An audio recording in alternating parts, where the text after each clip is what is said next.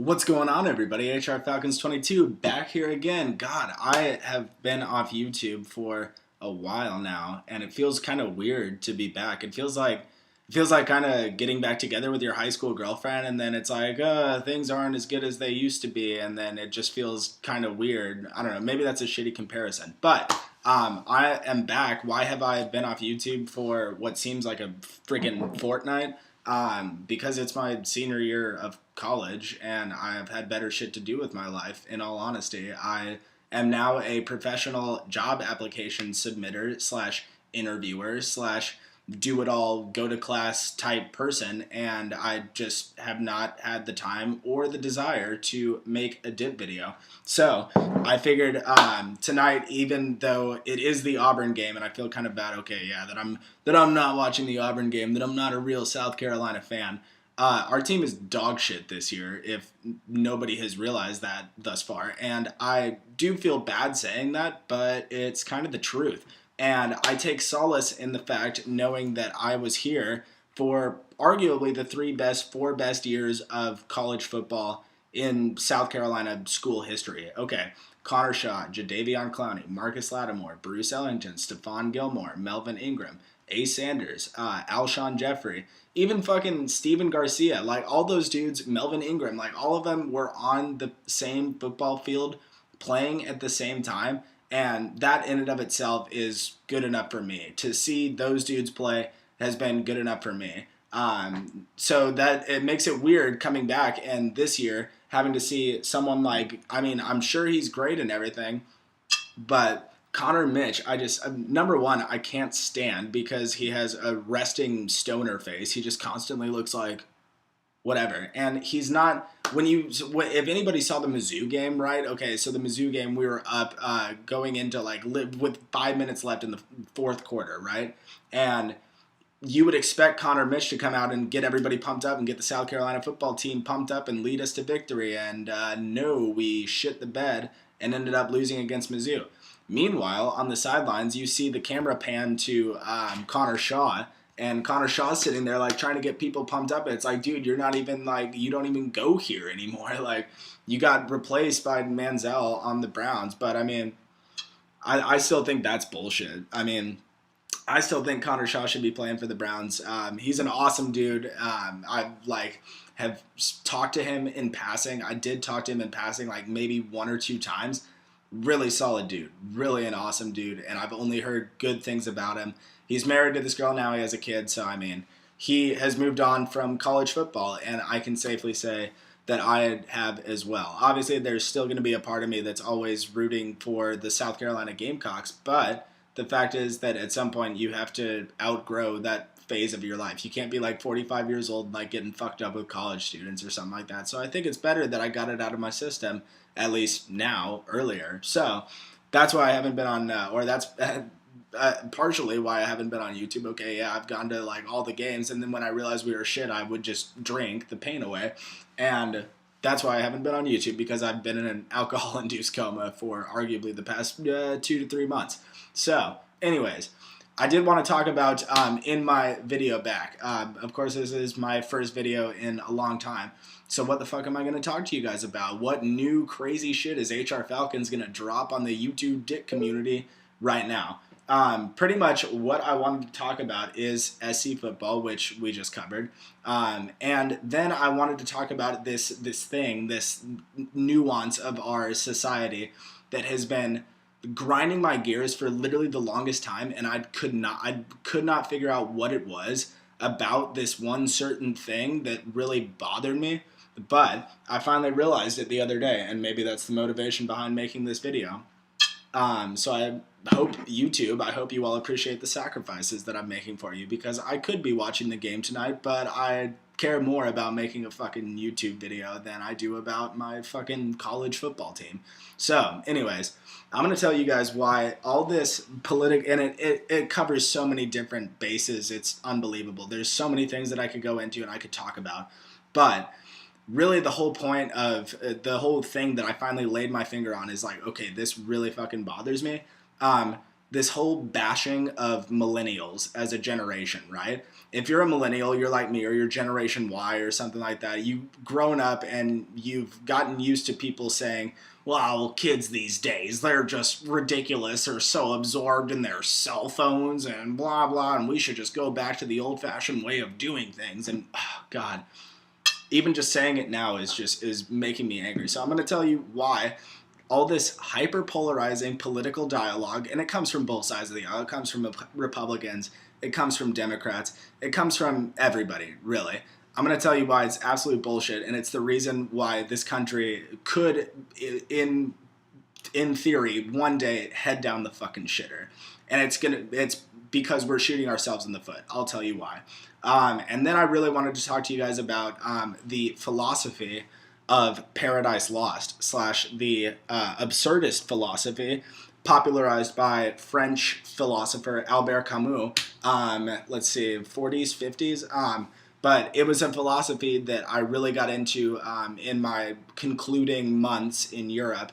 And then I really started reading into this summer. And it's a philosophy that I think if the whole world functioned by it, things would be a lot better off. So I'll tell you guys about that, and then I'll give you just a quick breakdown of what makes a good dip review. If you're a YouTube dipper and you like have aspiring dreams of being a starry and glamorous YouTube dipper making $10,000 a year like fucking Outlaw or Darcy, I don't even know how much they make. All I know is that I don't make shit off my videos because I don't care enough. I know that I'm not going to make a career out of doing dip videos on YouTube, so why pretend? But anyways, I'll tell you guys what makes a good dip review, what you should put in your dip reviews if you do decide to start making dip reviews, so that people can actually watch your videos for more than 10 seconds. So let's get started. So this whole bashing millennials thing, right? I was killing time in one of my classes the other day, as I usually do, and of course I was on Facebook, and I still get those things, those notifications on my newsfeed, that content that has to relate to the likes, like all the pages that you liked when you first got on Facebook in like 7th, 8th grade, freshman year of high school or whatever, and you liked all these pages because you're like, oh, this is fucking sick, like I'll show everybody how tight I am and like how edgy I am that I like this stuff or whatever. And so, of course, like back in the day, I liked this whole page, being conservative. And I don't have a problem with being conservative, just the same as I don't have a problem with being liberal, anything like that. In my opinion, it's socially liberal and fiscally conservative. That's like, why can't you just strike a balance between the very middle of them? I guess you can, but we're never given the choice. We always have to pick one side of the extreme, either super Republican or super Democrat. We can't just get somebody right in the middle like Ron Paul because he's delirious and he wants to go back to the gold standard. Whatever it is, whatever your thoughts on that. But the point of this is that I was scrolling through Facebook and of course I saw one of these things. It was like being conservative. And I realized that meanwhile, next to me, there's a dude who's wearing a shirt that he's no older than I am. He's like a freshman sophomore, right? And he's wearing the shirt that says Reagan Bush 87 or Reagan Bush 88, whatever fucking year it was. And I just started thinking about it. And that dude probably, most definitely, was not alive when Reagan and Bush were presidents. And I see some of this stuff on Facebook where it's like, super high-powered GOP lawyer destroys liberal argument. And then on the other side of the aisle, I see like liberal law professor destroys conservative, like makes conservative blah blah look dumb. And I totally realized it all just came to me in a second. Like, this is what is driving a wedge between the people of America. This is why our political function, our functions of government, the people that we elected and that we elevated to this office of public esteem, cannot find a compromise because they have to play to one side or the other. They have to pander to this idea that they have to be on one side of the extreme or the other, that they have to be loyal to their camp or something like that. And it's absolute bullshit. And if you are one of those people, like I used to be, that would post on Facebook like super conservative or super liberal, whatever side of the aisle, and I would do that shit where like I would post it and try and catch my liberal friends in lies or something like that, and just to make them like feel like shit, And then I turned 15 and I realized that that was probably a dick move and that I shouldn't be doing that shit because it's not in the collective best interest of our society as a whole.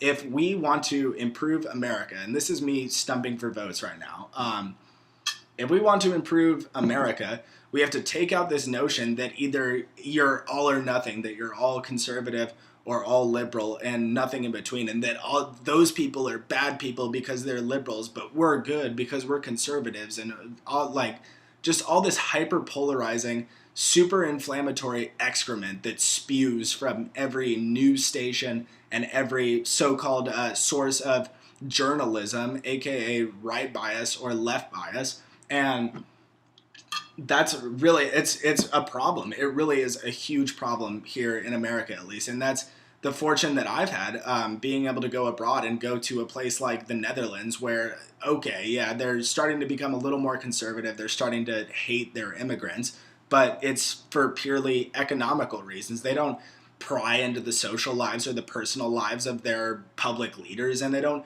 give a shit. Much like we do the same thing with celebrities or the Kardashians or whoever you want to throw out there. But all this stuff that I just remember seeing, like there is this political nostalgia for a time that we weren't even alive. I can't even say that I support Reagan or Bush because I never lived under the policies or under the direct rule of Reagan or Bush. So how can I be like, oh, Reagan, Bush, 88 or whatever? That's retarded. That's literally one of the dumbest things I've ever heard. So, I was scrolling through Facebook, back to the original point of this fucking whole rant. I was scrolling through Facebook and I saw this article, and it's one of those articles that's framed in a way that it's written in a way that it'll make your hyper-patriotic grandfather or grandmother go, well, this is ridiculous, and just send it off to all of her friends in the book club and probably you too. It's going to be a part of this huge chain letter about how millennials and Obama are working with Bill Maher and the Common Core and the ALS Ice Bucket Challenge to baptize salt of the earth Christian Americans into a bloodlusting cult of ISIS-led, pot-smoking, gun-stealing, liberal hippies. And all this stuff just really came to me in a second. I was like, yeah, this is absolute bullshit. Just the fact that people are actually ingesting this so-called political dialogue or this extreme bias as if it were the unassailable truth is ridiculous to me. It either indicates that we're too dumb to go and do our research, that, okay, like, let's go check out Snopes and see if somebody hasn't come up with something, because let's challenge the way that we think. It's either people aren't doing that, so our voting populace is uninformed, or that we're just willfully ignorant and that we're so wanting to be a part of one side or the other that we don't give a shit about what the other side has to say, even if it's right. So, all this stuff came to a point where I took to the comments section, right? Because half the time the comments on some of these news pieces or whatever are even funnier than the news piece itself. I literally look at some of these comments on these Christian leaning or these Muslim, whatever it is. I look at some of these comments and I'm like, please God, let this be satire. Please, oh Lord, let this be satirical in nature. But it's not. I literally saw this comment from this guy. I'm 72 years old and these kids today have no respect. They're constantly have their noses buried in their phones and blah, blah, blah, blah, blah, and we have to go back to the old school way of doing things where we paddle the fuck out of kids and then teach them using a math textbook and a blackboard. I'm all for simplicity. I'm all for simplifying the world when it makes sense. But this person actually was suggesting that as he typed on a computer on this devil machine that allows you to communicate with people the world over in a matter of milliseconds, typing on this computer how technology is a bad thing. And it was so ironic to me. It was unbelievable. And I was just sitting there like, are you kidding me, sir? The whole reason that people came up with computers and that Bill Gates and Steve Jobs came up with workflow software and all this other stuff that has made America and the world a better place is because they took the time to look and be like, oh, math textbooks, blackboards, that shit doesn't make sense. There might be an easier way to do this. Like putting the power of a million human brains into one fucking machine that I can just get on and I can look up on Google and I can find sources and I can manipulate data and I can do all this crazy stuff for either good or bad purposes. So the fact that there's people out there who will manipulate technology and who will willfully bash the most tech savvy generation ever thus far to live, the millennials, me, Generation Y, the fact that there's people out there who will be like, we have to go back to the old fashioned way of doing things. Like that's dumb. That is so dumb, because why would you think that your archaic, your now outdated moral code that applied when you were a kid in the 50s and 60s should somehow apply to kids today, when kids in the 1950s and 1960s obviously didn't have fucking iPhones and the power of the modern personal computer at their disposal? And so really all this stuff, I mean, the point of this rant really is that if you're one of those people that's just super hyper polarizing in one way or another, and you're constantly just like these people are so shitty just because they're liberal, or they're so shitty just because they're conservative, you're part of the problem. And I keep in mind, this is coming. I used to be one of those people, and then I realized that, oh fuck, we actually have to compromise if society is going to become a better place, if America is going to become a better place. So all this pandering to one side or the other, really, I figured out it was just the one thing that has driven me up a goddamn wall. So I wanted to tell you guys about it. Let me know what you think in the comments, and I will do my best to look at it. I can't promise anything, but anyways, moving on. So what makes a good dip review? I know a few people have asked me this in some of my inboxes or some of the private messages that I've gotten. People are like, hey man, like, can you give me some tips on making a dip review and everything? Sure. I'll give you some tips on making dip reviews. Might be a little bit rusty because I've been off YouTube for a coon's age now. But here's how you make a good dip review, right? Make it have substance. A lot of people have told me, and I thank you for your generous compliments. Really, I do appreciate it. People who are like, man, like your videos have so much substance and they actually teach you something, and I actually feel like I get something out of your videos. You are perceiving value in my videos. That's a good thing. That's why you're going to come back and you're going to watch this video maybe again. Maybe, I don't know, you just like to listen to it as white noise as you do other shit in your life. I don't really care. But the fact is that you come to my videos and you're like, hey, I'm going to learn some shit today. I'm going to get something out of this.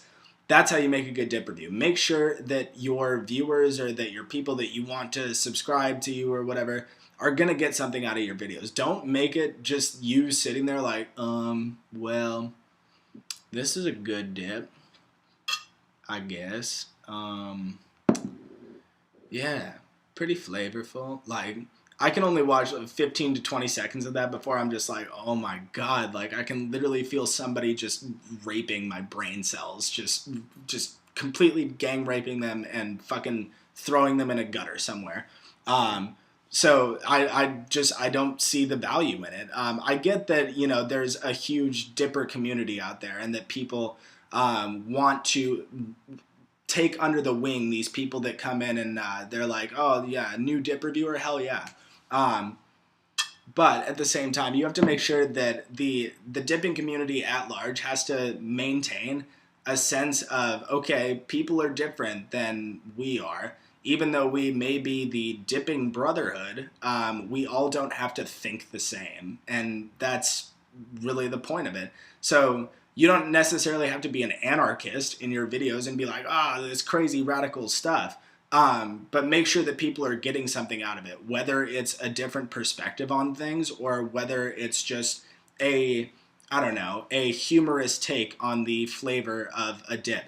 Just make it something unique. That's literally my best advice. Just make it something unique. When I got on YouTube and when I started doing dip reviews, it was just like, I'm just going to get on a camera and talk to the YouTube masses like I would talk to my friends. And people apparently seem to like it. I don't fucking know. But don't try and be somebody else. Don't try and be exactly like me. Don't try and be exactly like Outlaw or Darcy or, whoever the fuck it is that you watch.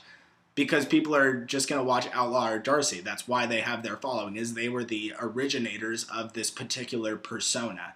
So make your own persona. Just be your own fucking cool person. And I promise, as long as your dip reviews are pretty valuable and people feel like they're getting something out of them, then the subs will come. Don't worry about the subs or the hits or how many views you have. And don't be that person that's constantly bombarding Facebook and other sources of social media like, hey, check out my new video, check and sub, like, thanks, smiley face. Don't be that person, because if your vids are good enough, then people will come to watch them. That's just the way that YouTube works, or that's the way that analytics work, really, is that people like to see what's popular. So just make your shit enduringly popular and something that is constantly going to provide a new perspective or constantly provide value, and you're fucking good to go. You're golden. So, let's see. What else did I want to talk about? So the philosophy, the last thing, the philosophy of John Milton or Albert Camus. So the whole line of thought, the gist of this absurdist philosophy is what it's called, is that if you're constantly searching for the meaning of life, you're never going to live. That implies that there is no one definitive answer to how to be happy in life or what the meaning of life is. There is no one specific answer, one size fits all, whatever. Your meaning of life is relative. So that means that whatever you find is your meaning in life, then it's your meaning. That's the meaning of life. Why waste your time trying to pursue another person or another group of people's definition of what the meaning of life is? That's pointless. Then you're not pursuing your own meaning of life. You're just pursuing the meaning of life of people who have trodden the paths of this world before you. So, one of my favorite quotes from John Milton or Albert Camus, it's a similar concept, but in Paradise Lost, which I read in high school, and I really started rereading over the summer, as Michael the Archangel is kicking Adam and Eve, he's kicking their asses out of the Garden of Eden. And of course, Adam and Eve are like all sorts of sad and everything because their sin they know now is an affront to God and all this stuff. Michael is kicking Adam and Eve out of the Garden of Eden, and he says to Adam, "A paradise within thee, happier far." And I really started thinking about that. Okay, a paradise within thee, happier far. So paradise is not a specific place. It's not a specific state of mind, or it's not a list of steps that you go through and then, you've reached paradise. You constantly carry paradise within you. You carry your own happiness, your own motivation, your own purpose, your own worth as a human being. You carry that knowledge within you. You don't need it affirmed from other people, or you don't need to make your version of happiness or your version of paradise fit some archetype of happiness, right? Because then again, same circular concept. It's not your paradise then, it's just some perception of paradise that you have. One of Albert Camus' best quotes is that, what is it in French? "Au milieu de l'hiver, j'ai découvert en moi une invincibilité." And what that means is, in the midst of winter, I finally discovered that there lay within me an invincible summer. So even if it's winter and it's shitty outside, and it's cold and it's snowing and it's fucking awful, similarly, metaphorically in life, if shit is going so downhill and your life is like falling apart or whatever, your life is only falling apart as much as you let it fall apart. And I know that sounds like kind of a cop-out, but just hear me out. If you are constantly carrying something within you, a paradise, a summer, whatever it is, that's constantly just pushing back at whatever the world throws at you, then that is paradise, or that is the happiness, that is the essence of your own life that you carry within yourself. You create your own motivation, you create your own purpose, you create your own why am I here? You create the answer to that question yourself. I know that sounds like a fucking, the rest is still unwritten. It's like, no one else can do it for you. But you do have to fucking do it yourself. That's the whole point of this whole life thing, is that you discover what makes you happy, and then you do that thing and it makes you happy, and you're like, oh, okay, well, that's meaning enough for me. I am living by the truths that I have established for myself. So I feel like if the world operated on this philosophy, then a lot of people could just be a lot happier, because they wouldn't, all of a sudden, they wouldn't feel like they had to pledge allegiance to any specific camp or any specific line of thought, and feel pigeonholed by this ideology and this dogma that has just so often now overrun our political dialogue and our social dialogue and all sorts of every facet of American life, right? If people were just more apt to be their individual selves and be the people that pursue whatever their vices are, then the world will be a happier place. Because if everybody's pursuing their vices simultaneously, then it's like, hey, we're all in this together, and people can just live in this, I don't know, this co-functional harmony where everybody realizes that, hey, everybody has a story and I'm just doing my own fucking thing. I'm just writing my own fucking book. So that's pretty much it for this video. I will definitely be coming back. I will be doing another video, I don't know, probably sometime soon. So I don't know. Thanks for watching. I know it's, goddamn, this is a long video, 26 minutes. But thanks again for watching. If you have any thoughts, questions, opinions, swear words, then take to the comments section below, and I will definitely read them when I'm trying to fucking kill time in class at some point or another. So thank you guys for watching. Take it easy. Good to see you again, YouTube.